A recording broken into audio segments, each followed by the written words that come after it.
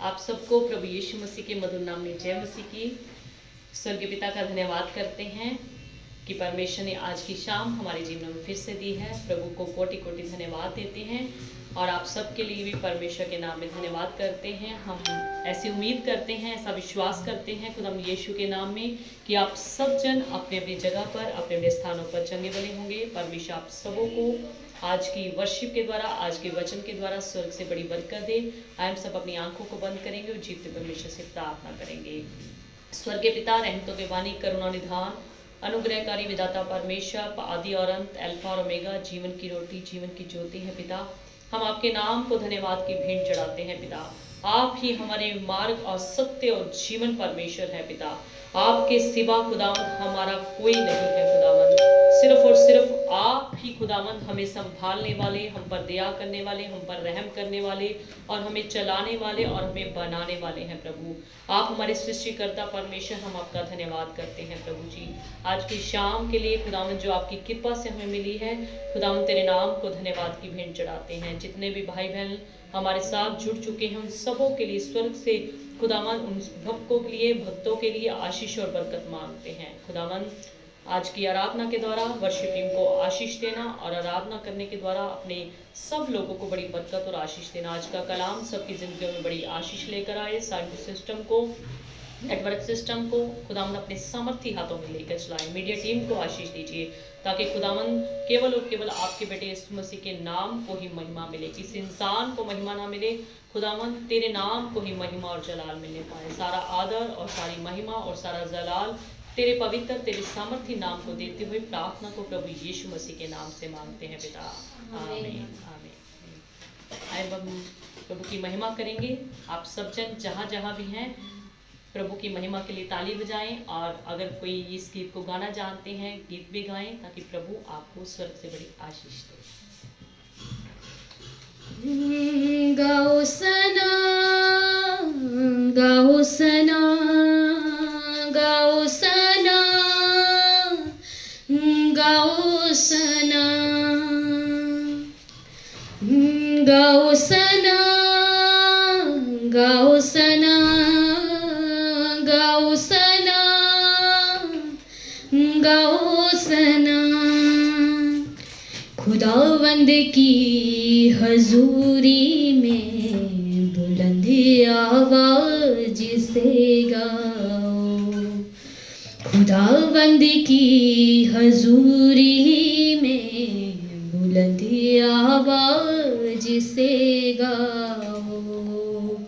गाओ सना, गाओ सना, गाओ सना, गाओ सना, गाओ सना, गाओ सना, गाओ सना, गाओ सना, गाओ सना, गाओ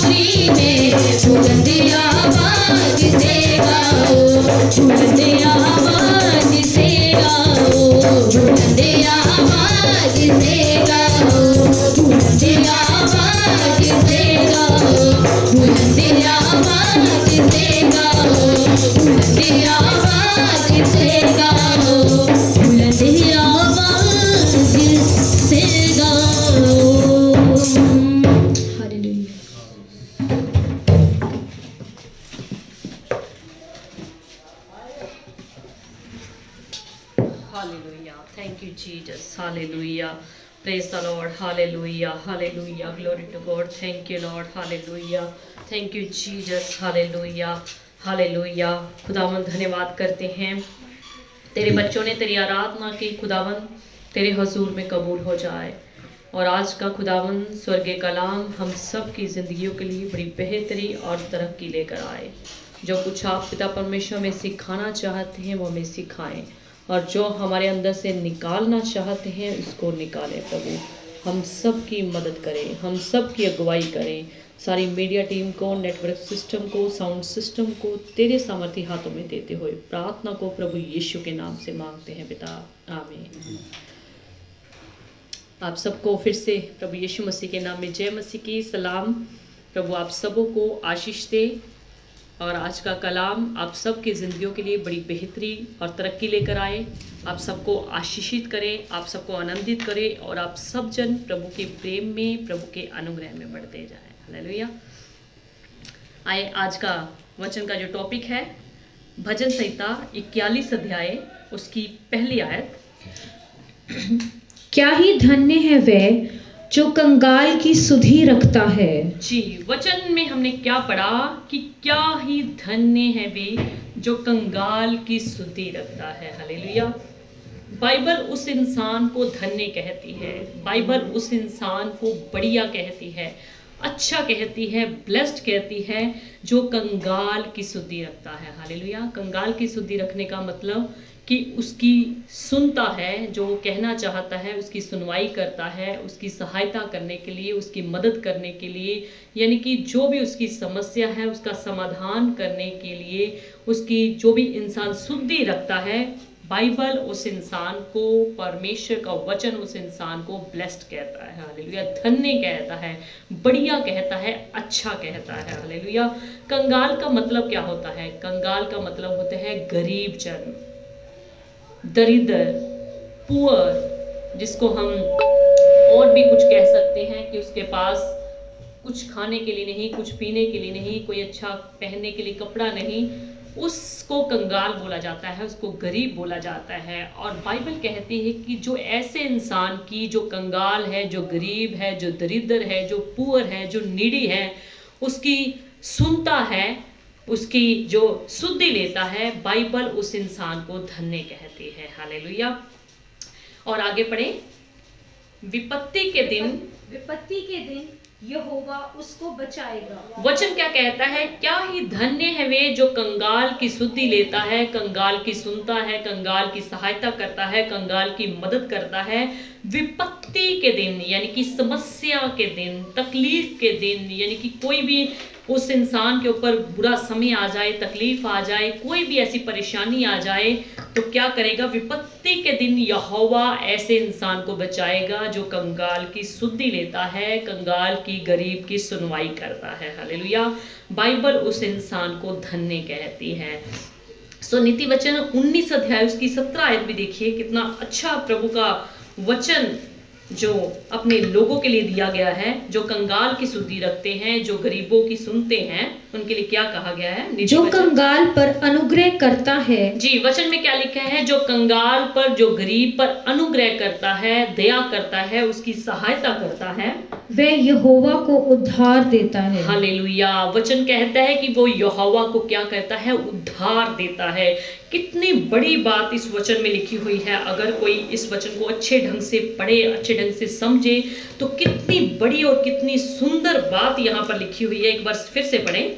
जो कंगाल पर अनुग्रह करता है। वचन कहता है कि जो इंसान, जो व्यक्ति, जो मेरा भक्त कंगाल पर अनुग्रह करता है, यानी कि उस गरीब जन पर दया करता है, उसकी सहायता करता है, उसकी कठिनाई के समय, उसकी जो विपरीत परिस्थितियां हैं उस समय उस पर दया करता है, अनुग्रह करता है, उसकी सहायता करता है, मदद करता है, वह यहोवा को उद्धार देता है। वह यहोवा को उद्धार देता है। हालेलुया। जब हम किसी को अपना कुछ भी, कोई चीज उधारी देते हैं, चाहे पैसा देते हैं, चाहे कोई कपड़ा देते हैं, या कोई भी अन्य चीज देते हैं, जब हम उधारी कह के देते हैं तो हमें एक उम्मीद होती है।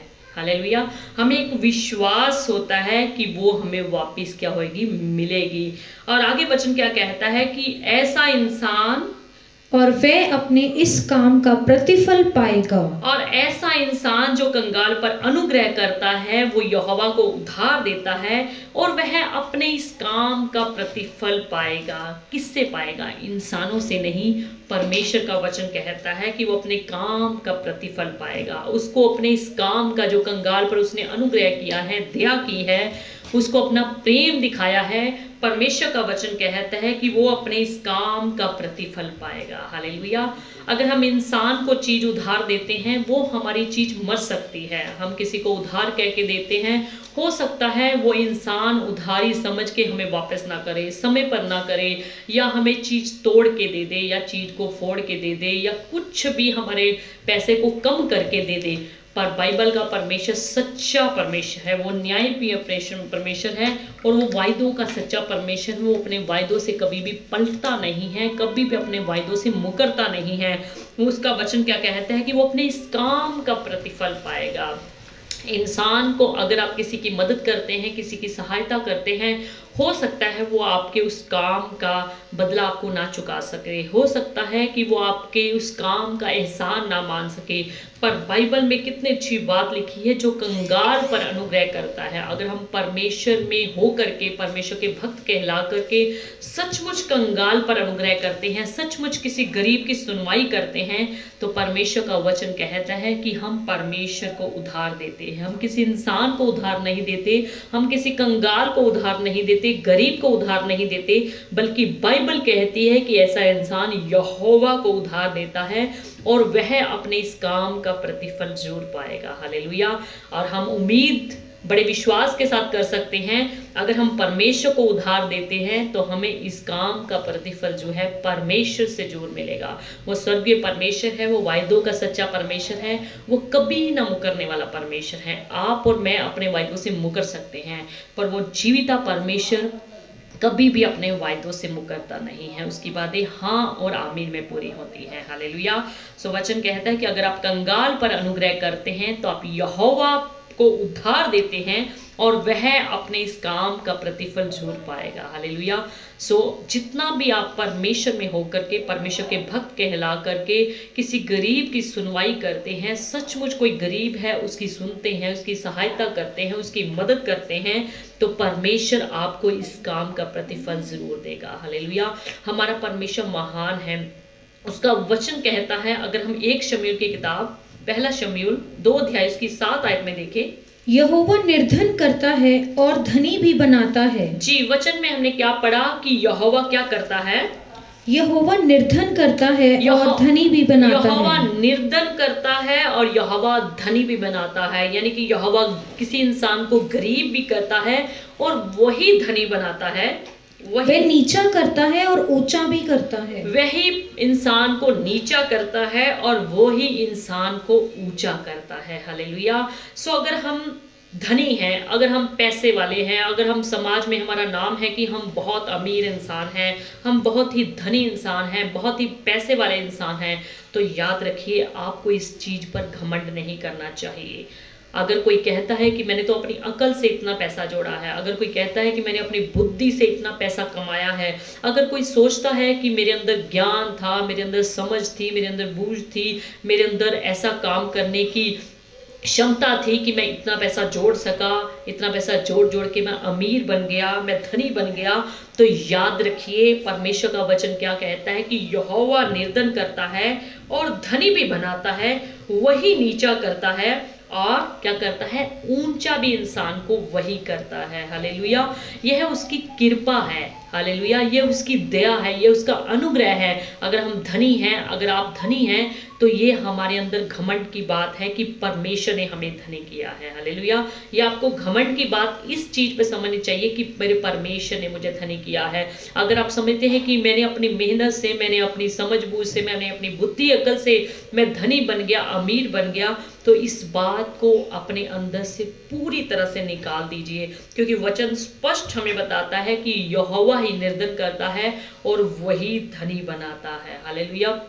परमेश्वर चाहे किसी को मिनटों में राजा बना सकता है, किसी को मिनटों में रंक भी बना सकता है, यानी कि किसी को ऊंची पदवी पे पहुंचा सकता है और किसी को गरीब कंगाल बना सकता है। हालेलुया। ये उसका अनुग्रह किसके ऊपर होता है कि वो किसको धनी बनाता है। हालेलुया। अगर हम सोचे कि हमारी मेहनत से, हमारी पढ़ाई लिखाई से, हमारी बुद्धि अकल से ऐसा सब कुछ हुआ है, तो याद रखिए ऐसा आपकी बुद्धि अकल से नहीं, आपके ऊपर जो परमेश्वर का अनुग्रह है उस अनुग्रह के द्वारा हुआ है। हालेलुया। वचन कहता है कि यहोवा निर्धन करता है, यहोवा ही इंसान को गरीब बनाता है और वही धनी बनाता है, वही नीचा करता है और वही इंसान को क्या करता है, ऊंचा करता है। ये उसके हाथ में है कि वो आपको गरीब बनाता है या आपको अमीर बनाता है, वो आपको राजा बनाता है या आपको रंक बनाता है, या भिखारी बनाता है, गरीब बनाता है। हालेलुया। भजन संहिता 113 अध्याय उसकी 7 आयत में देखिए वचन क्या कहता है, वह कंगाल को मिट्टी पर से और दरिद्र को घूरे पर से उठाकर ऊंचा करता है। वचन क्या कहता है कि वही परमेश्वर जो है कंगाल को, गरीब को क्या करता है, मिट्टी पर से और दरिद्र को घूरे पर से उठाकर ऊंचा करता है। और दरिद्र को घूरे पर से उठाकर क्या करता है, ऊंचा करता है। ये उसके हाथ में है, किसी इंसान के हाथ में नहीं है।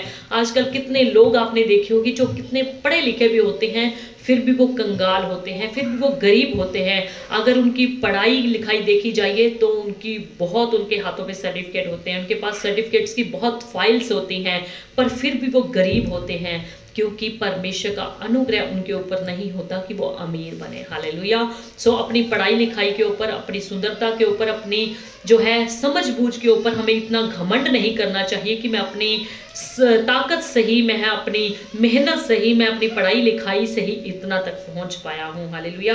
क्योंकि वचन हमें स्पष्ट बताता है कि वह कंगाल को मिट्टी पर से और दरिद्र को घूरे पर से उठाकर क्या करता है, ऊंचा करता है। यह परमेश्वर की इच्छा है, यह परमेश्वर की अपनी योजना है, यह परमेश्वर की अपनी मर्जी है और यह परमेश्वर का अनुग्रह है कि वो किसको धनी बनाता है और किसको वो गरीब बनाता है। हालेलुया। सो परमेश्वर आप सबों को आशीष दे, आप सब जन प्रभु के नाम में धनी बने, किसी इंसान के नाम में धनी ना बने, परमेश्वर के नाम में धनी बने।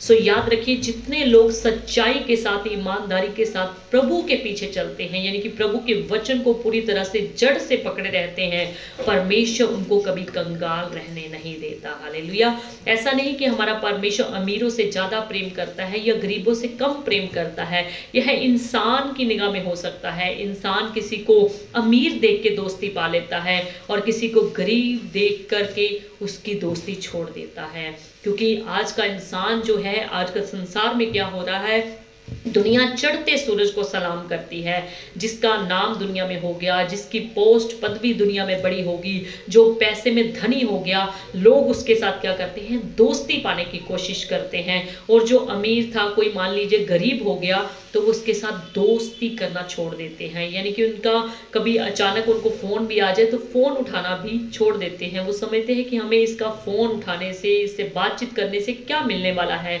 ना तो इसके पास पैसा है, ना इसके पास ऊंची पदवी है। सो याद रखिए, इंसानों की नजरों में ऐसा हो सकता है, पर हमारे जीवित परमेश्वर की नजरों में ऐसा कुछ नहीं है। जीवित परमेश्वर जिसने पूरी मानव जाति को रचा, इंसान को रचा, आपको और मुझे रचा, वो सभी से प्रेम करता है। हालेलुया। चाहे आप अमीर हैं, चाहे वो आप गरीब हैं, परमेश्वर सबों से प्रेम करता है। हालेलुया। उसने ऐसा नहीं कि अमीरों से ही प्रेम किया है, गरीबों से नहीं किया। गरीबों से अगर हम बाइबल पढ़ के चले तो गरीबों से उसने अमीरों से भी ज्यादा प्रेम किया है। हालेलुया।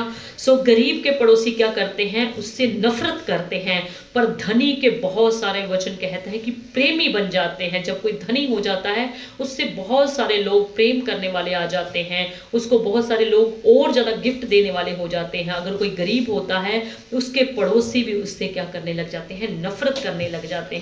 अगर हम नीति वचन 19 अध्याय उसकी 4 आयत में देखें, धनी के तो बहुत से मित्र हो जाते हैं, वचन क्या कहता है कि धनी जो इंसान होता है उसके तो बहुत सारे मित्र हो जाते हैं, परंतु कंगाल के मित्र भी उससे अलग हो जाते हैं। परंतु कंगाल के जो पहले से मित्र होते हैं वो भी उससे क्या होते हैं, अलग हो जाते हैं। हालेलुया। ये दुनिया की दोस्ती है, ये परमेश्वर की दोस्ती नहीं है। हालेलुया। सो अच्छी पदवी पर किसी को देख के उससे साथ दोस्ती पाना चाहते हैं, उसके साथ मित्रता पाना चाहते हैं, पर याद रखिए, हमारा सच्चा परमेश्वर, जीवित परमेश्वर ऐसा कतई नहीं करता। वो सभी से प्रेम करता है। उसने पूरी मानव जाति को बनाया है और वो चाहता है कि उसकी पूरी मानव जाति उसके कदमों में रहे, उसकी नजदीकी में रहे, और वो किसी को सदा तक गरीब रहने नहीं देता। हालेलुया। सो वचन में लिखा है कि जब भी तू भोज करे, जब भी तू खुशी के मौके पर किसी को न्योता दे, इनवाइट करे, तो आपको किन को इनवाइट करना चाहिए। ऐसा नहीं कि आप अमीर हैं तो अमीरों को ही आपको इनवाइट करना चाहिए, गरीबों को इनवाइट नहीं करना चाहिए। अगर हम वचन में पढ़ के देखें, लूका की किताब 14 अध्याय उसकी 13 आए,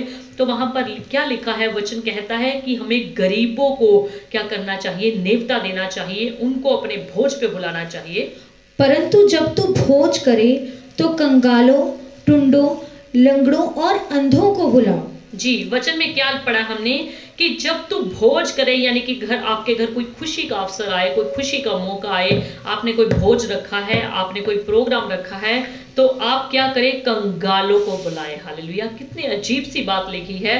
हो सकता है कि आप जो भोज करने वाला इंसान है वो अमीर हो, पर वचन कहता है कि तू क्या कर, कंगालों को, टुंडों को, लंगड़ों को, अंधों को उस भोज पे बुला, तब तू धन्य होगा। तब तू धन्य होगा। अगर तू अपने प्रोग्राम में, अगर तू उस भोज में गरीबों को बुलाता है, कंगालों को बुलाता है, तो बाइबल कहती है कि तू धन्य होगा। हालेलुया।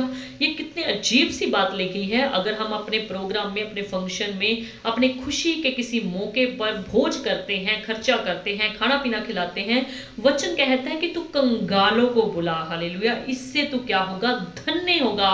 बाइबल के अनुसार, वचन के अनुसार और परमेश्वर की निगाह में तू क्या होगा, धन्य होगा, तू ब्लेस्ड होगा। क्योंकि उनके पास तुझे बदला देने को कुछ नहीं। क्योंकि उनके पास, जिनको तू अपने भोज पे बुलाएगा, मान लो तू कंगालों को बुलाता है, टुंडों को बुलाता है, लंगड़ों को बुलाता है, अंधों को बुलाता है, उनके पास तुझे बदला देने के लिए कुछ नहीं होगा। हालेलुया। सो वचन में स्पष्ट लिखा है कि अगर हम कंगालों को भोज पे बुलाते हैं तो हम क्या होंगे, धन्य होंगे।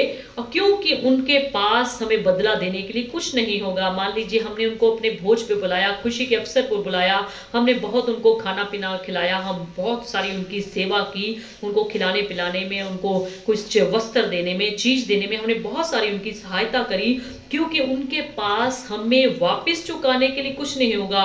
उनके पास ऐसा कोई अवसर नहीं होगा कि वो भी ऐसा भोज करे और हमें भी न्योता दे, हमें भी इनवाइट करें, क्योंकि उनके पास तुझे बदला देने को कुछ नहीं, परंतु तुझे धर्मियों के जी उठने पर इसका प्रतिफल मिलेगा। हालेलुया।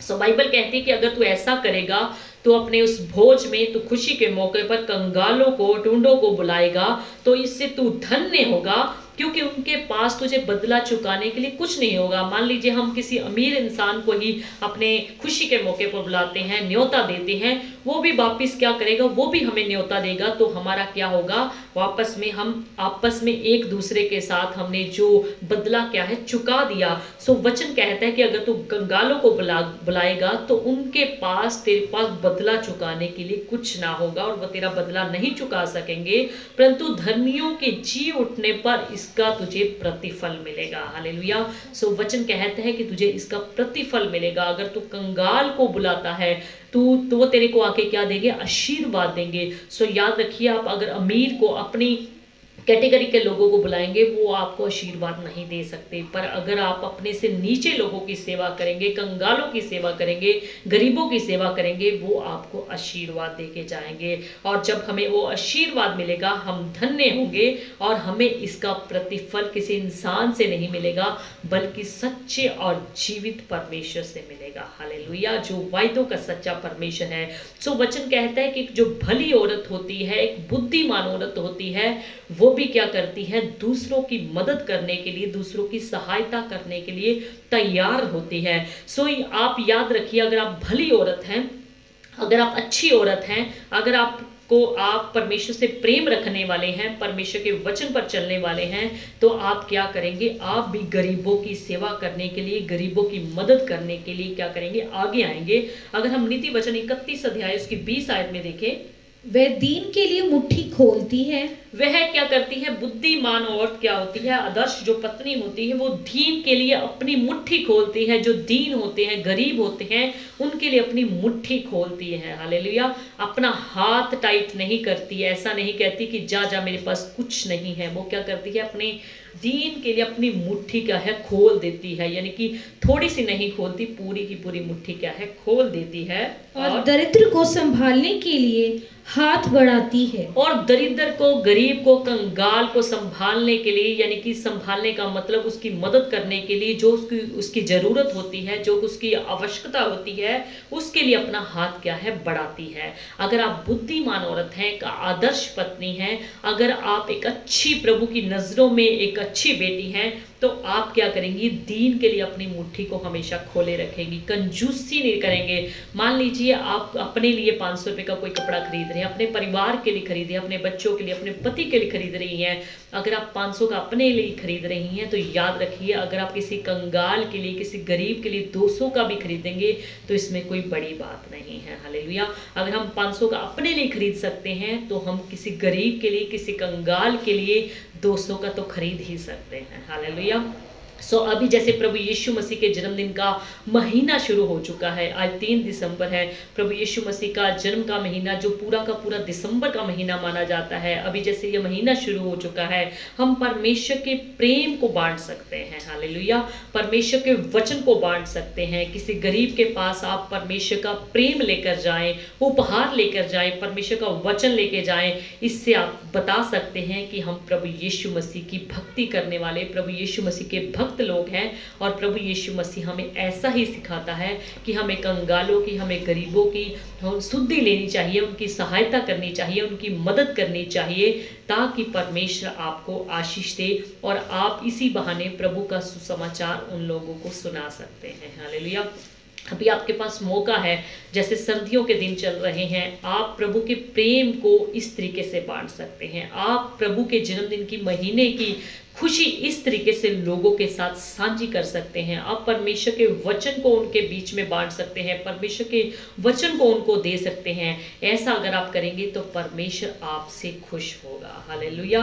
सिर्फ अपने ऊपर ही खर्चा करके खुश ना होए कि मैंने अपने लिए 2000 का सूट खरीद लिया, 2000 की साड़ी खरीद ली। अपने ऊपर ही खर्चा करके खुश ना होए, बल्कि दूसरों की मदद के लिए भी आगे आए, दूसरों के लिए भी सोचे कि अगर मैं 2000 का सूट डाल रही हूँ, अगर मैं 2000 का सूट डाल रहा हूँ, अगर मैं 2000 का सूट अपने बच्चे के लिए ले रहा हूँ, क्या ऐसा भी कोई गरीब है जिसके पास 200 रुपए का भी कपड़ा नहीं है? हालेलुया। सो आपको गरीबों की मदद करने के लिए आगे आना चाहिए। ऐसा करने से आपको किसी इंसान से या किसी कंगाल से या किसी गरीब से जिसके लिए आप मदद कर रहे हैं उससे प्रतिफल नहीं पाएंगे, बल्कि उस सच्चे और जीवित परमेश्वर से प्रतिफल पाएंगे जो वायदों का सच्चा परमेश्वर है, जो कह करके कभी ना मुकरने वाला परमेश्वर है। हालेलुया।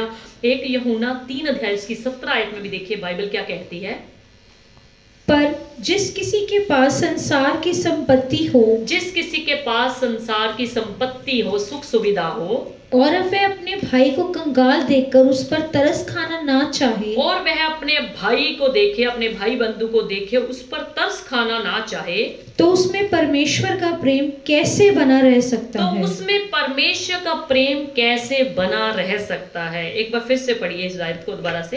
पर जिस किसी के पास संसार की संपत्ति हो, जिस किसी के पास संसार की संपत्ति हो, सुख सुविधा हो, धन दौलत हो, और वह अपने भाई को कंगाल देखकर उस पर तरस खाना ना चाहे, और वह अपने भाई को देख लेता है। भाई का मतलब ये नहीं कि आपके घर का सगा भाई, भाई का मतलब जो आपकी आंखों के सामने है, जो आपकी नजदीकी में है।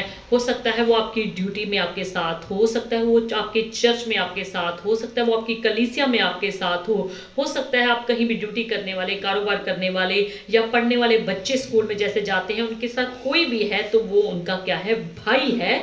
अगर वे अपने भाई को कंगाल देखकर, गरीब देखकर उस पर तरस ना खाए, तो उसमें परमेश्वर का प्रेम कैसे बना रह सकता तो है? उसमें परमेश्वर का प्रेम कैसे बना रह सकता है? हालेलुया। वचन में स्पष्ट कहता है कि अगर हमारे पास संसार की संपत्ति है, धन दौलत है, पैसा है, अगर हम अपने भाई को कंगाल देखकर उस पर तरस नहीं खाते, उस पर दया नहीं करते, उसके लिए कुछ सोचते नहीं कि मुझे इस कंगाल भाई के लिए कुछ करना चाहिए, मुझे इस गरीब भाई को के लिए कुछ मदद करने के लिए आगे आना चाहिए, अगर हम तरस नहीं खाते तो समझिए हमारे में परमेश्वर का प्रेम नहीं है। हालेलुया। अगर हम परमेश्वर से प्रेम करने वाले हैं तो हम परमेश्वर का प्रेम इस रीति से भी साबित कर सकते हैं कि अगर हमारे पास कोई कंगाल, कोई गरीब भाई है, बहन है, बच्चा है, बुजुर्ग है, कोई भी अन्य कलीसिया का जन है, अगर हम उसकी मदद करने के लिए आगे नहीं आते तो समझिए हमारे बीच में परमेश्वर का प्रेम नहीं है। हालेलुया। सो वचन कहता है कि हमें इस रीति से भी परमेश्वर के प्रेम को एक दूसरे के साथ साझी करना चाहिए, बांटना चाहिए। हालेलुया। आपके देने से बेशक गरीब की जो है सदा तक मदद नहीं हो पाएगी, ये हम इस बात को सभी जन समझते हैं, सभी जन इस बात को पूरी तरह से समझ भी सकते हैं। अगर हम मान लीजिए किसी गरीब को एक सूट दे देंगे, एक गर्म कपड़ा दे देंगे, या कुछ राशन दे देंगे, या कुछ उसकी उस समय की जरूरत की कोई चीज दे देंगे, हम जानते हैं कि उसका लंबे समय तक, बहुत समय तक गुजारा नहीं कर पाएगी, पर परमेश्वर की नजरों में आपकी परख हो जाएगी। हालेलुया। सो कई बार हमारी आंखों के सामने परमेश्वर ऐसे लोगों को आने देता है ताकि हमारी परख हो सके, ताकि परमेश्वर हमें चेक कर सके कि हम उनकी मदद करने के लिए कितना को आगे आते हैं, कितना को अपनी जेब को उनके लिए खोलते हैं, कितना को अपनी जेब से उनके लिए निकाल के देते हैं। सो अगर हम वचन में देखें, व्यवस्था विवरण 15 अध्याय उसकी 11 आयत में देखें, वचन क्या कहता है। तेरे देश में दरिद्र तो सदा पाए जाएंगे। सो बाइबल इस चीज से इनकार नहीं करती कि तेरे देश में, तेरे शहर में दरिद्र नहीं पाए जाएंगे। वचन कहता है कि तेरे देश में दरिद्र तो सदा पाए जाएंगे। हालेलुया। ये नहीं लिखा कि थोड़े समय तक पाए जाएंगे या 1 साल तक, 2 साल तक, 5 साल तक पाए जाएंगे, बल्कि वचन स्पष्ट से कहता है कि तेरे देश में दरिद्र तो सदा पाए जाएंगे। इसलिए मैं तुझे ये आज्ञा देता हूँ, इसलिए प्रभु का वचन क्या कहता है कि मैं तुझे ये आज्ञा देता हूँ, क्योंकि तेरे देश में दरिद्र तो सदा पाए जाएंगे, मैं तुझे ये आज्ञा देता हूँ कि तू अपने देश में अपने दरिद्र दीन दरिद्र भाइयों को अपना हाथ ढीला करके अवश्य दान देना। सो परमेश्वर का वचन स्पष्टता से क्या कहता है कि इसलिए मैं तुझे ये आज्ञा देता हूं, क्योंकि तेरे देश में तेरे आसपास दरिद्र लोग तो सदा पाए जाएंगे। मैं तुझे इसलिए ये आज्ञा देता हूं कि तू अपने देश में अपने दीन, अपने दरिद्र, अपने गरीब भाइयों को अपना हाथ ढीला करके अवश्य दान देना। हालेलुया। सो ये परमेश्वर की समझ लीजिए एक आज्ञा है कि हमें गरीबों के लिए, हमें कंगालों के लिए, हमें दरिद्र लोगों के लिए अपना हाथ ढीला करना चाहिए, अपनी जेब को ढीला करना चाहिए, अपने पर्स को खोलना चाहिए। हालेलुया। सो वचन हमें स्पष्ट कहता है कि तो अपने देश में दीन दरिद्र भाइयों को अपना हाथ ढीला करके अवश्य उनको दान देना। हालेलुया। सो ये परमेश्वर की आज्ञा है। जो लोग परमेश्वर की आज्ञाओं को अपने जीवन में पूरा करते हैं, सो याद रखिए परमेश्वर उस आज्ञाओं के पीछे जो प्रतिज्ञाएं की हैं, जो वायदा किया है, वो भी हमारे जीवन में अवश्य पूरा करता है। सो मत्ती 26 अध्याय की 11 आयत में भी लिखा है, प्रभु यीशु मसीह ने अपने चेलों से क्या कहा? कंगाल तो तुम्हारे साथ सदा रहते हैं। सो वचन में प्रभु यीशु मसीह ने अपने चेलों से क्या कहा? कंगाल तो सदा तुम्हारे साथ रहते हैं, परंतु मैं तुम्हारे साथ सदैव ना रहूंगा। परंतु मैं तुम्हारे साथ सदा तक ना रहूंगा। हालेलुया। क्योंकि प्रभु यीशु मसीह ने स्वर्ग को जाना था, इस धरती को छोड़कर स्वर्ग में चले जाना था, आसमान में उड़ जाना था। प्रभु यीशु मसीह ने क्या कहा? कंगाल तो सदा तुम्हारे साथ पाए जाएंगे, सदा तुम्हारे साथ रहेंगे। सो वचन से स्पष्ट हमें हो गया पुराने नियम में भी और नए नियम में भी कि कंगाल लोग जो हैं, गरीब लोग जो हैं, हमेशा तक, सदा तक इस धरती पर पाए जाएंगे। पर हमें अपना हाथ ढीला करके, अपनी जेब को खोल करके, अपने पर्स को खोल करके उनके लिए अवश्य दान देना है। हालेलुया। आप ध्यान से चेक करें, आपके देने से आपको घटी नहीं होगी। जो लोग सच्चाई से, ईमानदारी से, पवित्रताई से कमाई करते हैं, मेहनत की कमाई करते हैं और मेहनत की कमाई से दूसरों को दान देते हैं, गरीबों की सहायता करते हैं, परमेश्वर उनके लिए नए नए रास्ते खोल देता है। परमेश्वर अपने आप ही ऑटोमेटिकली उनकी जो है जरूरतों को पूरा करता है और परमेश्वर उनको किसी चीज की घटी नहीं होने देता। अगर हम नीति वचन 11 अध्याय की 24 आयत में देखें, वचन क्या कहता है? ऐसे हैं जो छितरा देते हैं। वचन में लिखा है ऐसे भी लोग हैं जो छितरा देते हैं। छितराने का मतलब बिखेर देते हैं, खिंडार देते हैं, तो भी उनकी बढ़ती ही होती है। सो वचन कहता है कि जो लोग छितरा देते हैं, बिखेर देते हैं, बांट देते हैं, फिर भी उनकी बढ़ती ही होती है। और ऐसे भी हैं जो यथार्थ से कम देते हैं। और ऐसे भी लोग हैं जो यथार्थ से, जरूरत से भी कम देते हैं। जहां पर 100 देना चाहिए वहां पर 20 में ही काम चलाते हैं, और इससे उनकी घटती ही होती है। तो भी अगर वो बचा बचा कर रखते हैं, 100 की जगह वो 20 ही खर्च करने वाले हैं, तो भी वचन कहता है कि उनके पास घटी ही होती है। हालेलुया। सो वचन में हमें स्पष्ट किया कि जो लोग क्या करते हैं, छितराने वाले हैं, बिखेरने वाले हैं, अपने हाथ को ढीला करने वाले हैं, तो भी उनकी क्या होती है? बढ़ती होती है।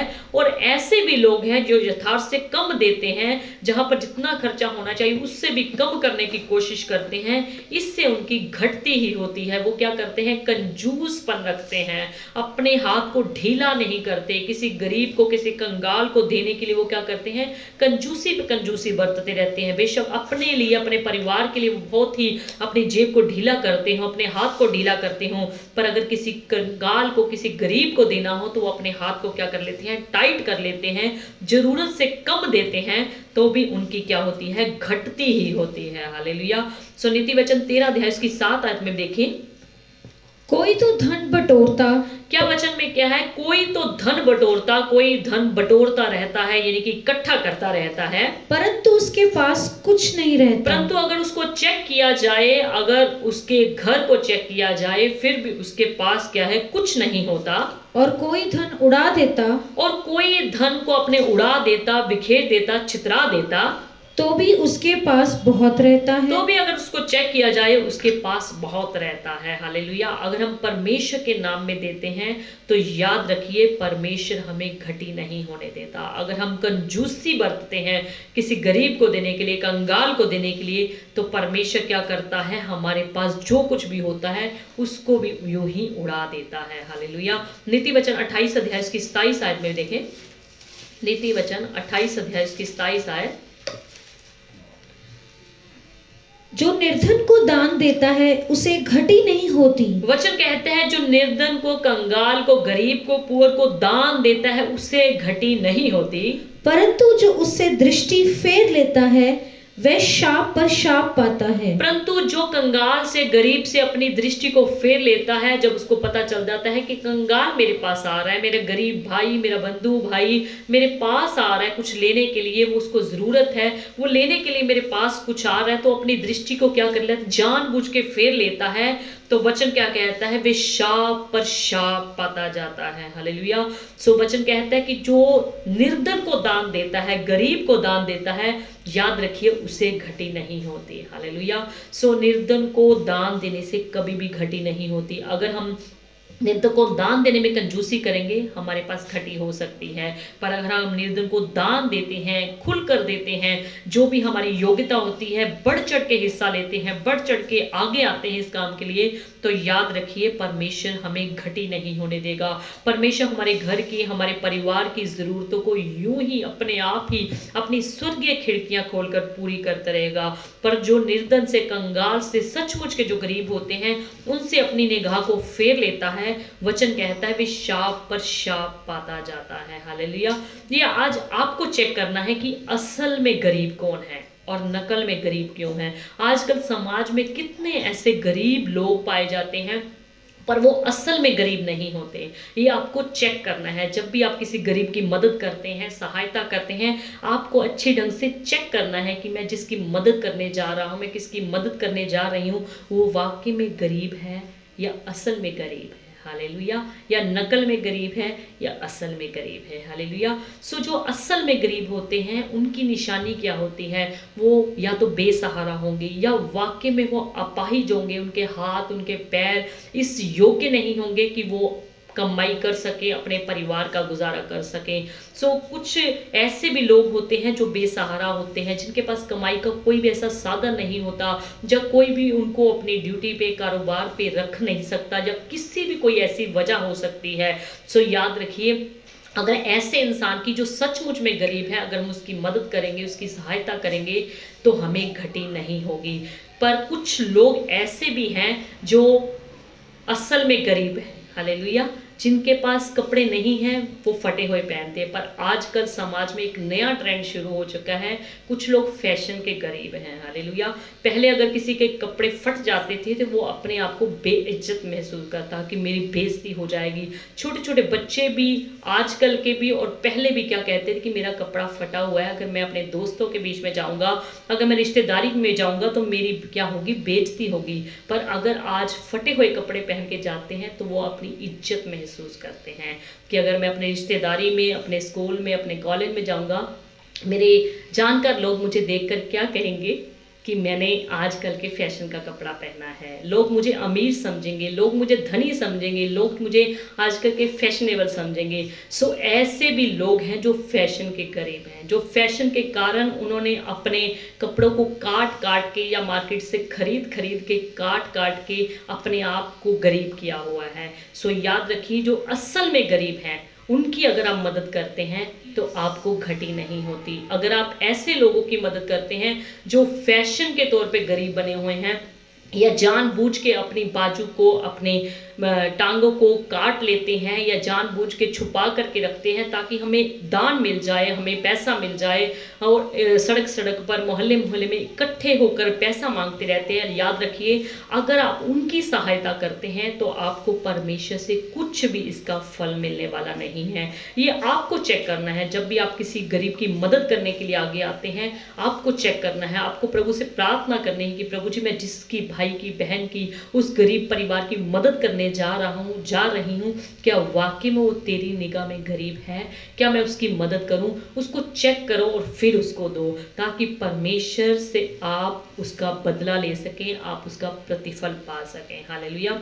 नीति वचन 6 अध्याय उसकी 9 से लेकर 11 आयत तक पढ़े। वचन क्या कहता है, हे आलसी तू कब तक सोता रहेगा। कुछ समाज में ऐसे भी लोग हैं जो आलस के तौर पे गरीब बने हुए हैं। वचन क्या कहता है, हे आलसी तू कब तक सोता रहेगा, तेरी नींद कब टूटेगी, तेरी नींद कब टूटेगी, कुछ और सो लेना, कुछ और सो लेना, थोड़ी सी नींद, थोड़ी एक और सी झपकी, थोड़ी सी नींद और ले लेना, एक और झपकी ले लेना। एक एक झपकी करते करते घंटों घंटों सुबह के बीत जाते हैं। घड़ी जब देखते हैं तो 8-9 बज जाते हैं। क्या कहता है वचन? थोड़ी सी नींद, एक और झपकी, थोड़ा और छाती पर हाथ रखे लेटे रहना, तब तेरा कंगालपन राह के लुटेरे के समान और तेरी घटी हथियार बंद के समान आ पड़ेगी। तो क्या होगा? जब तू आलस बरतेगा, तू नींद पे नींद लिए जा रहेगा, थोड़ी और झपकी के बहाने तू सोया पड़ा रहेगा, तो क्या होगा? तू जानबूझ के ही गरीब बन जाएगा।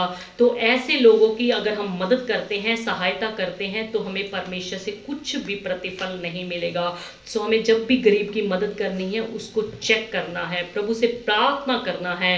और जब भी हम किसी गरीब को दान दें, चंदा दें, पैसा दें, कुछ भी चीज दें, तो उसको प्रभु का वचन जरूर सुनाना है। हालेलुया। हमारा मेन मकसद प्रभु का सुसमाचार उन कंगाल लोगों तक पे पहुंचाना है। हालेलुया। अगर हम लेवी व्यवस्था की किताब 25 अध्याय उसकी 35 से 37 तक पढ़ें।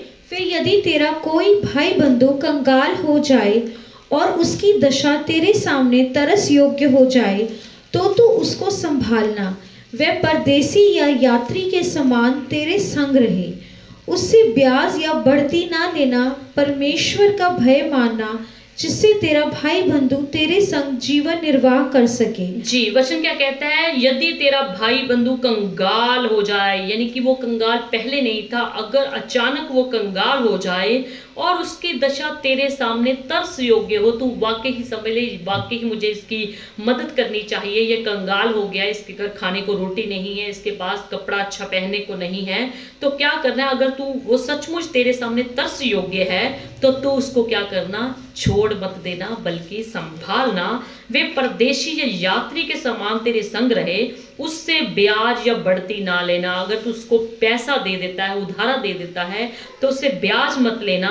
परमेश्वर का डर मानना, जिससे तेरा भाई बंधु तेरे संग जीवन निर्वाह कर सके। उसको ब्याज पर रुपया ना देना, उसको ब्याज पर रुपया ना देना, और ना कोई उसको भोजन वस्तु लाभ के लालच से देना, और ना ही कोई उसको भोजन की, खाने पीने की चीज लाभ के लालच से देना। अगर हम किसी भाई बंधु को, ऐसे किसी अपने रिश्तेदार को, किसी परिवार को देख लेते हैं जिनकी दशा ऐसी हो चुकी है कि हम उन पर तरस खाएं, अगर हम तरस नहीं खाते, तो याद रखिए आप परमेश्वर की निगाह में पापी ठहरेंगे। सो हमें उनको उधार जब दे देते हैं, तो हमें उनसे ब्याज नहीं लेनी चाहिए। सो ब्याज का पैसा अगर हम लेकर के अपने घर में रखते हैं, अपने उससे खाने पीने की चीज खाते हैं, याद रखिए वो आपको पचने नहीं पाएगी, आपके शरीर को बीमार कर देगी। सो हमें अपने भाई बंधु की भी क्या करनी चाहिए? मदद करनी चाहिए, सहायता करनी चाहिए। नीति वचन 17 अध्याय इसकी 5 आयत में देखें। जो निर्धन को ठट्ठे में उड़ाता, वचन कहता है जो निर्धन लोगों को, कंगाल लोगों को देखकर मजाक करता है, ठट्ठों में उड़ाता है, वह उसके कर्ता की निंदा करता है। वह उसके कर्ता की क्या करता है? निंदा करता है। कितना बड़ी बात यहाँ पर लिखी है। जो निर्धन को ठट्ठों में उड़ाता है, यानी कि किसी कंगाल की कंगाली को देखकर, उसकी गरीबी को देखकर, उसके पास अच्छे कपड़े नहीं है, अच्छा भोजन नहीं है, उस चीज को देखकर हम ठट्ठों में उड़ाते हैं। किसने कपड़ा कैसा पहना हुआ है, कैसा फटा हुआ कपड़ा पहना है। अगर हम ऐसा करते हैं तो हम उसके कर्ता की निंदा करते हैं। कर्ता हमारा कौन है? परमेश्वर हमारा कर्ता है। उसने ही सारे संसार को बनाया है, उसने ही सारी सृष्टि की रचना की है, उसने ही उस इंसान को बनाया है, उसने ही हमें बनाया है। तो हम क्या करते हैं? उसके कर्ता की क्या करते हैं? निंदा करते हैं, उसकी बुराई करते हैं।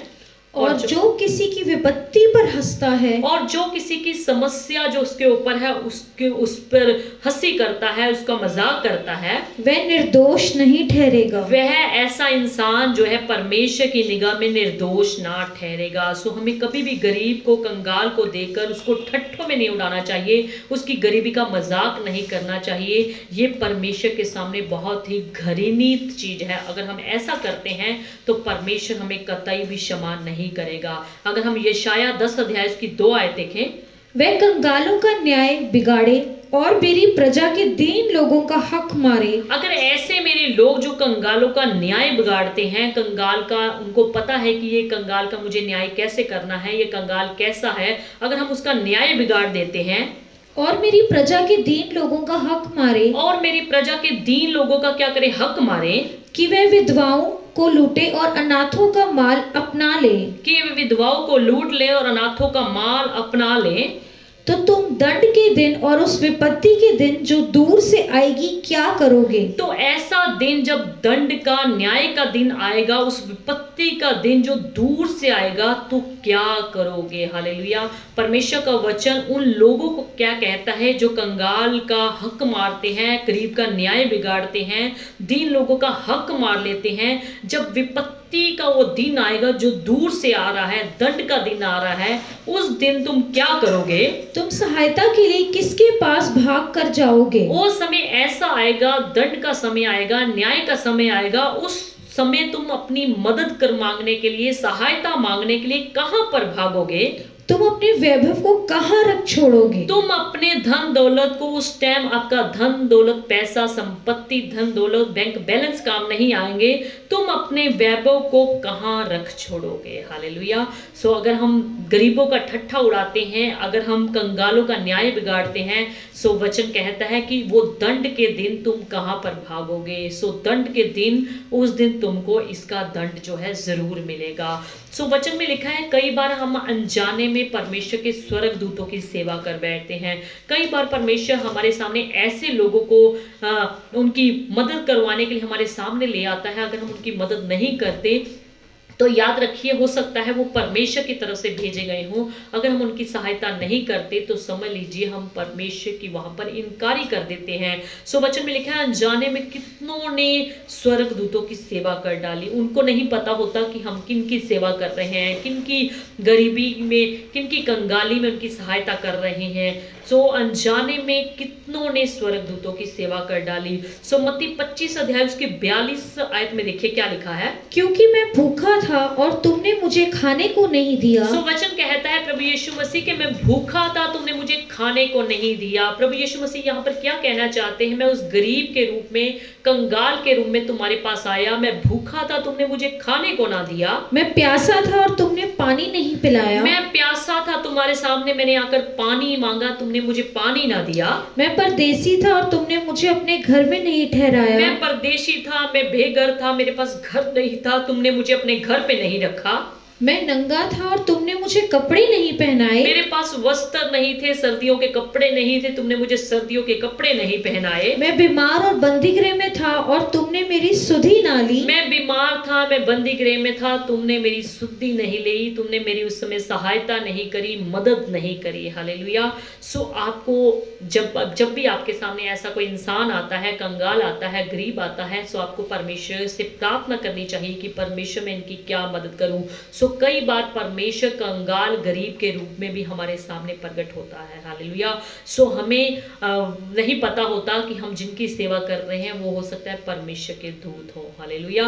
कई लोग गरीबों से काम करवा करके, उनसे खूब मजदूरी करवा करके, जब उनको पैसा देने का समय आता है तो वो आनाकानी करते हैं।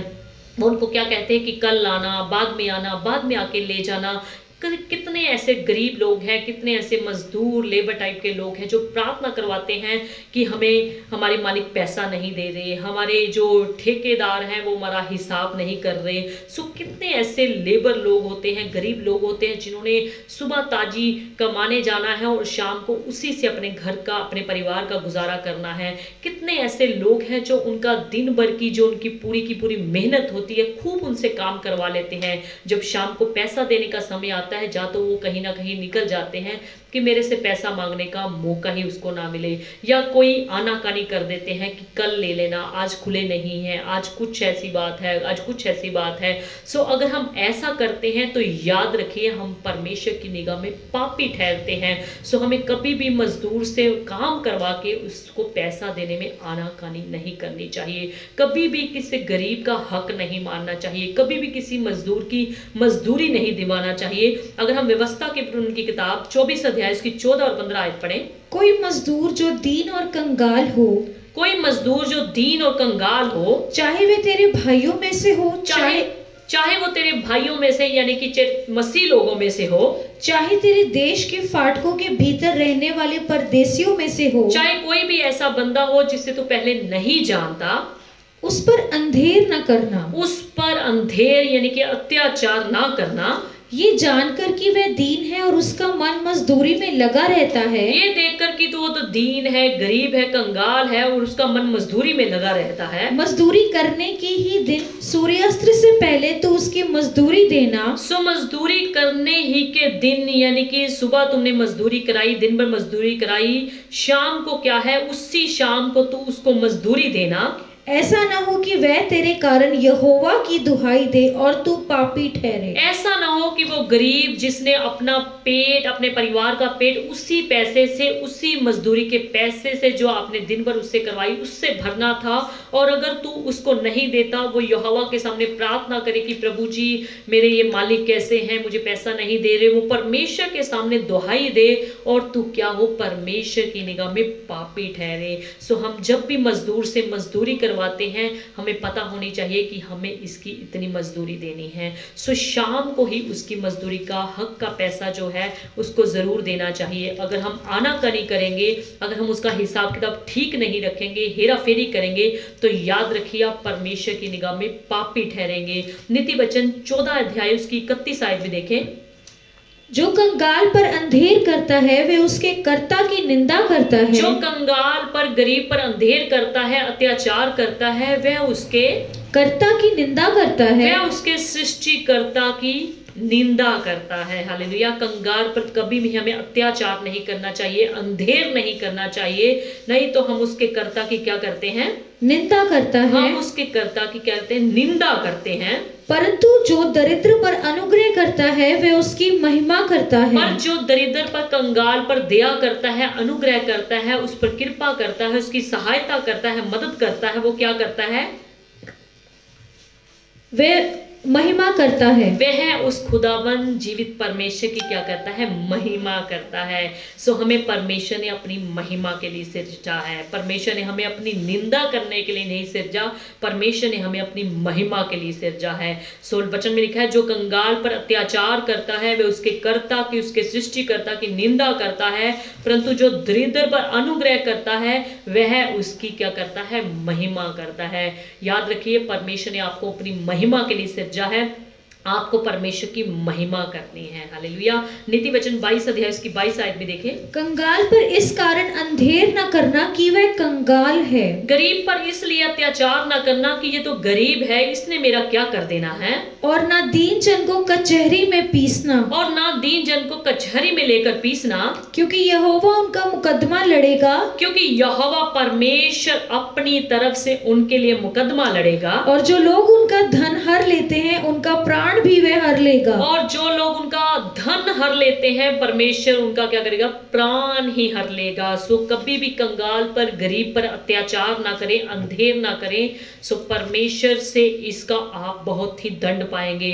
अगर आप गरीबों की नहीं सुनते, गरीबों की सुधि नहीं लेते, गरीबों की सुनवाई नहीं करते, तो याद रखिए जब आप पुकारेंगे परमेश्वर भी आपकी नहीं सुनेगा। नीति वचन 21 अध्याय उसकी 13 आयत में देखें, जो कंगाल की दुहाई पर कान ना दे, जो कंगाल की दुहाई पर कान ना दे, वे आप पुकारेगा और उसकी सुनी ना जाएगी। वह जब आप पुकारेगा उसके ऊपर तंगी आएगी, मुसीबत आएगी, परेशानी आएगी, समस्या आएगी, बीमारी आएगी, कंगाली के दिन आएंगे।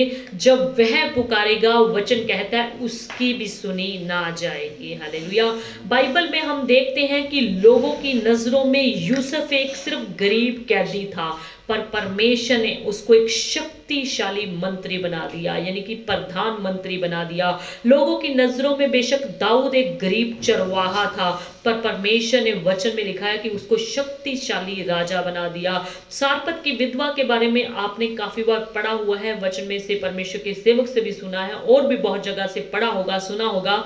सारपत की एक विधवा थी, वो बेशक कंगाल थी, गरीब थी, पर परमेश्वर के वचन पर चलने से वो जो कहती थी कि मेरे घर खाने को रोटी नहीं है, मेरे घर कुप्पी में थोड़ा सा मैदा ही है, थोड़ा सा तेल ही है। सो याद रखिए अगर वो परमेश्वर के वचन पर चलती रही, वो कंगाल, वो विधवा जो ऐसा कहा करती थी कि मेरे पास कुछ नहीं है, परमेश्वर ने उसको किसी चीज की घटी नहीं रहने दी। सो अगर आप परमेश्वर के वचनों पर सही चलेंगे, परमेश्वर के वचनों पर खड़े रहेंगे, तो परमेश्वर आपकी कंगाली को, आपकी गरीबी को जरूर दूर करेगा, आपको हमेशा परीक्षा में रहने नहीं देगा, आपको परीक्षा से बाहर भी निकालेगा। आप दुनिया की नजरों में गरीब हो सकते हैं, पर याद रखिए परमेश्वर की नजरों में आपकी बहुत बड़ी कदर है। परमेश्वर की नजरों में आप एक उसकी प्रिय संतान है। परमेश्वर की नज़रों में आपकी कीमत बहुत है।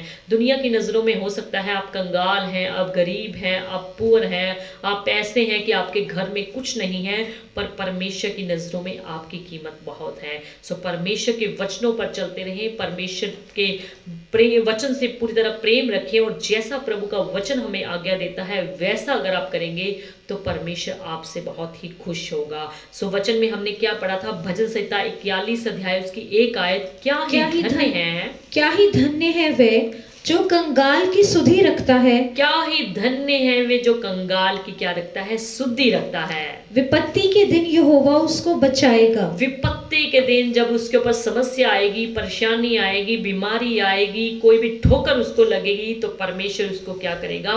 बचाएगा। पर कब? जब उसने कंगाल की सुधि ली होगी। अगर वो कंगाल को अनदेखा कर देता है, अनसुना कर देता है, इग्नोर कर देता है, तो उसको विपत्ति के दिन छुड़ाया नहीं जाएगा। पर अगर वो कंगाल की सुधि लेगा, उसकी मदद करने के लिए, उसकी सहायता करने के लिए आगे आएगा, तो याद रखिए विपत्ति के दिन परमेश्वर उसको बचाएगा। सो आज ये प्रण कर लीजिए, परमेश्वर से माफ़ी मांग लीजिए, परमेश्वर से क्षमा मांग लीजिए। अगर आपने किसी मजदूर की मजदूरी दबाई है, अगर आपने किसी गरीब पर अंधेर किया है, अत्याचार किया है, तो आज ही जीवित परमेश्वर से माफ़ी मांग ली। परमेश्वर जो क्षमा की खान है, जो क्षमा करने वाला है, रहम करने वाला है, दया करने वाला है, आपकी क्षमा को जरूर कबूल करेगा, आपकी क्षमा को जरूर स्वीकार करेगा। सो अभी जैसे क्रिसमस का महीना चल रहा है, आप परमेश्वर के काम के लिए आगे आए, यानी कि कंगाल को, गरीब को आप देने के लिए आगे आए। सिर्फ अपने ही कपड़े खरीदने में या अपने ही घर की तैयारी करने में ना लग जाएं, बल्कि दूसरों के भी काम आए। हालेलुया। ताकि परमेश्वर आपको आशीष दे और आपकी घर की भी ज़रूरतों को पूरा करे। आप परमेश्वर के नाम में अपने हाथ को ढीला करें, तो परमेश्वर भी अपनी स्वर्गीय दरवाजे, स्वर्गीय खिड़कियां खोलकर आपके घर की, आपके परिवार की ज़रूरतों को पूरा करेगा। हालेलुया। अगर आप में से किसी का कोई प्रार्थना का अर्जेंट कोई टॉपिक है, विषय है, तो आप बता सकते हैं। आपके लिए अभी प्रार्थना होगी, उसके बाद लास्ट दुआ में चलेंगे। Thank you Jesus. Hallelujah. Praise the Lord. Hallelujah. Glory to Jesus. Hallelujah. Glory to God. Hallelujah. Victor in the blood of Jesus. Jesus. Jesus. धन्यवाद पिता परमेश्वर, तेरे लोगों को तेरे सामर्थी हाथों में देते हैं पिता परमेश्वर।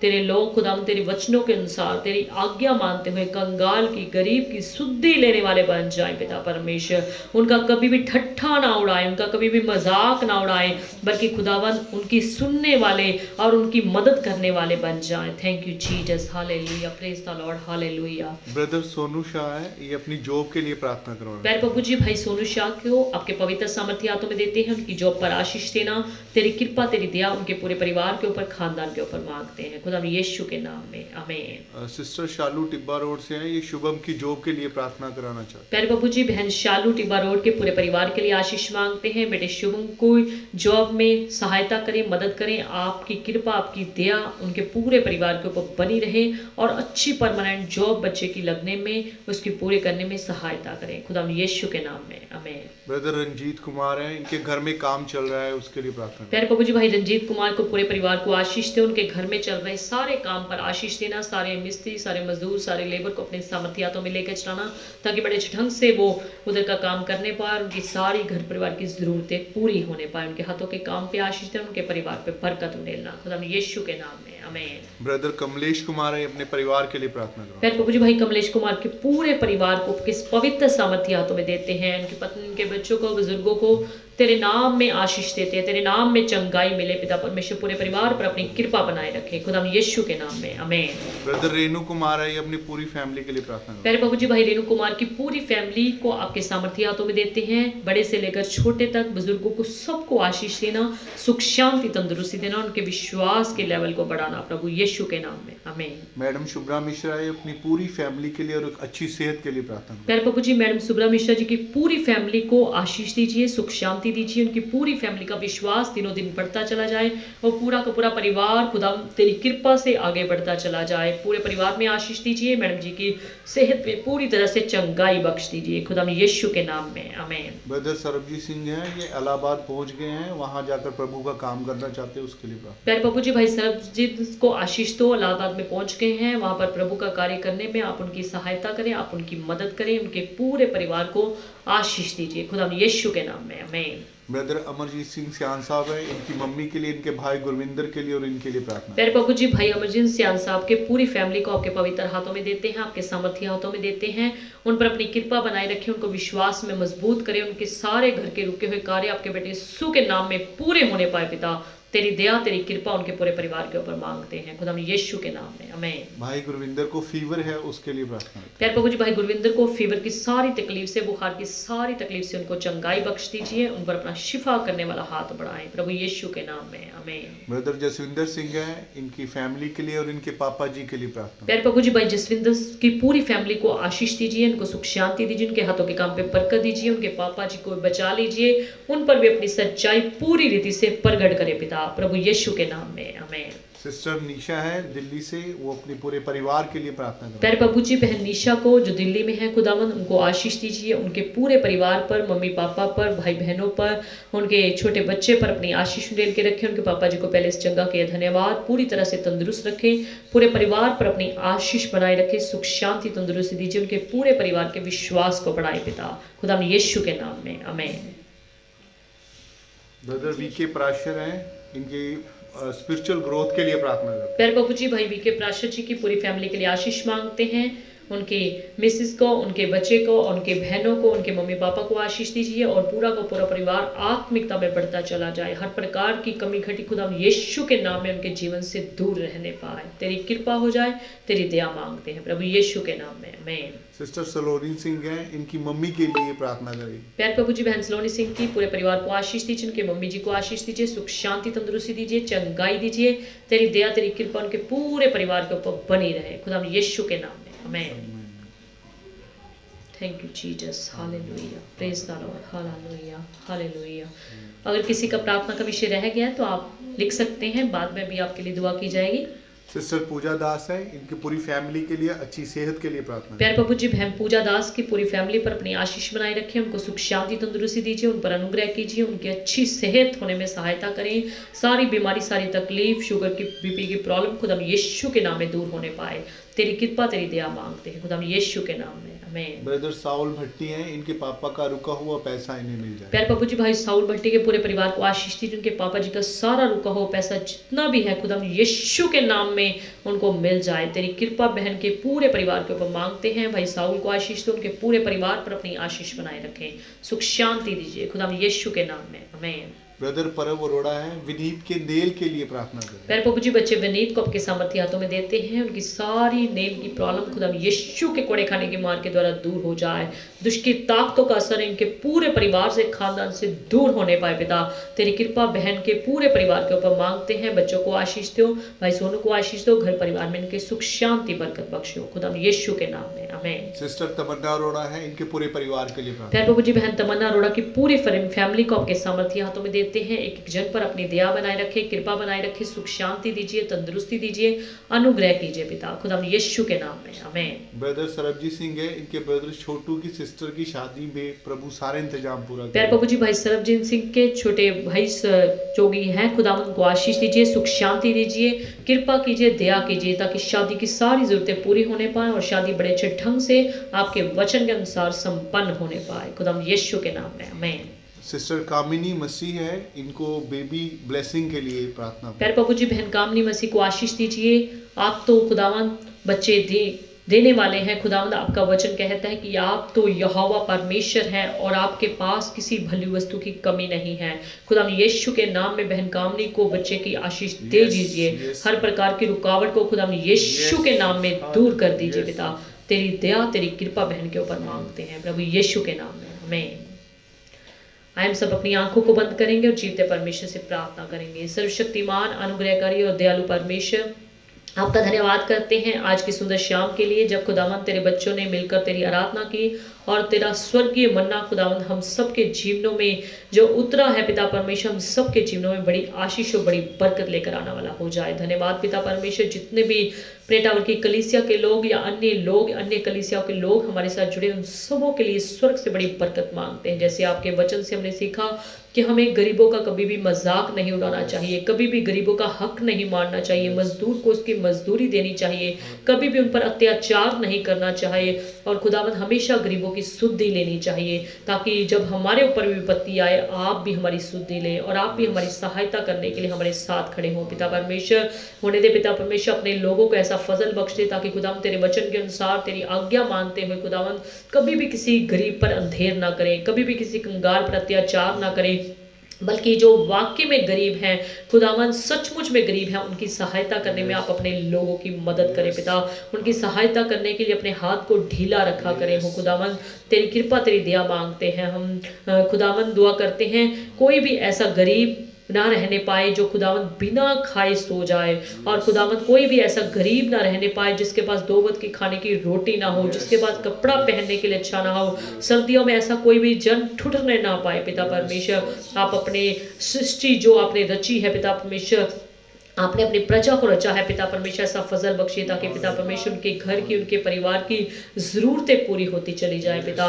एक एक जन पर तेरी दया मांगते हैं, तेरी कृपा मांगते हैं, तेरा रहम मांगते हैं। अगर ऐसा कोई जन था जो आज तक गरीबों पर अंधेर करता रहा तो पिता, अगर वो सचमुच दिल से माफी मांगता है तो आप उन्हें क्षमा करने की भी ताकत रखते हैं खुदावंद। उन्हें क्षमा कीजिए, माफ कीजिए पिता परमेश्वर, ताकि खुदावंद यीशु के नाम में खुदावंद उसको क्षमा मिल जाए, वो एक अच्छा इंसान, एक अच्छा आपका भक्त बन जाए और हमेशा गरीबों की सुधि लेने वाला बन जाए। धन्यवाद पिता परमेश्वर। प्रे टावर की सारी कलीसिया को, बच्चे से लेकर बुजुर्गों तक, सब पर तेरी आशीष मांगते हैं, एक एक जन पर तेरी कृपा मांगते हैं। अगर इनमें से कोई बीमार है, दुखी है, लाचार है, खुदा यीशु के नाम में वो सारी बीमारियां, सारी तकलीफें जो दुष्ट आत्मा की तरफ से यीशु के नाम में इनके शरीरों को पूरी रीति से छोड़कर चली जाए पिता। हो खुदावन, जिनके अपने घर नहीं, खुदा यीशु के नाम में उनके अपने घर बन जाए। जिनके घर में बच्चे की आशीष नहीं, हर प्रकार की रुकावटें दूर हो गए खुदावन, उनके घर में बच्चे की आशीष आ जाए पिता।